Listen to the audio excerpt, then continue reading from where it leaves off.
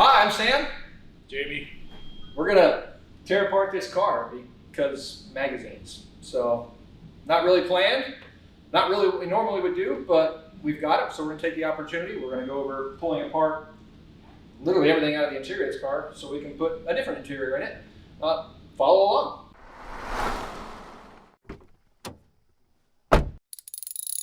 This 1970 Karmann Ghia project with VW Trends that didn't quite go as planned begins with removing the side-to-top seals that run along the roof and the A-pillars, so we can unthread the numerous screws that hold the aluminum base molding to the body. We'll take a moment to say here, like with all projects, make sure to keep all the original hardware until after the project is completed. Oh, and make sure to click the like and subscribe button as well. The molding is pried away from the roof, and we note that it was installed with a little weather strip adhesive, but no rubber seal. The quarter window latches at the rear of the window are unscrewed from the body. Then the screws for the B-pillars are removed, one at the top, and the three at the bottom, so the quarter windows and the seals can be removed from the aluminum molding. The screws for the upper portion of the molding are unthreaded. The trim is pried away and peeled back from the rubber seal, which leaves the edges of the headliner exposed so it can be removed later. But for now, though, we'll remove the rear parcel shelf cover.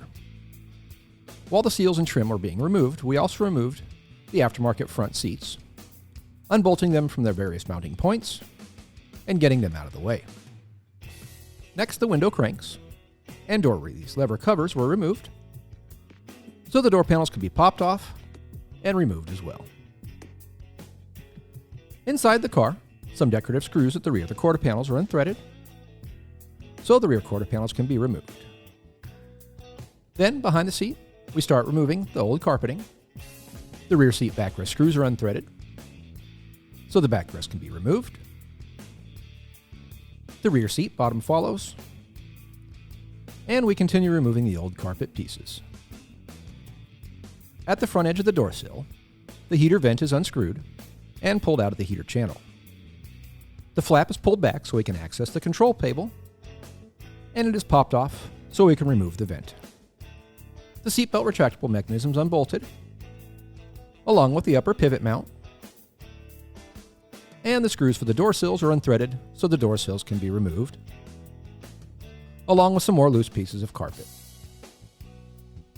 The rear heater vent covers are removed from the rear kick plate, the seatbelt buckles are removed from the tunnel, and the parking brake boot is removed as well, followed by the remaining pieces of carpet. Next, we'll get to work on removing the rear window glass, using a razor blade to cut along the seal along the inside edge of the window. Once most of the seal at the top and sides are cut away, the glass is pushed out and set aside. At the front of the car, the sun visors, visor clips, and rearview mirror are removed, and we'll note here to make sure to disconnect the battery or remove the fuse for the dome light to avoid shorting out the wires. We cut out the windshield using the same method as we used for the rear window. And once it's out, we unscrew and remove the dash vent grills. The later model retrofitted dash pad is popped off. We begin to peel and pull off the headliner material from the A-pillars, along each side, and down the C-pillars. Finally, we can pull out the headliner bows from the roof channels, and for safekeeping, and so that we keep the bows in order, we leave them in the headliner until our next video, where we'll start off where we finished and install a new headliner. Until then, thanks for watching, and let us know if you have any questions in the comments below.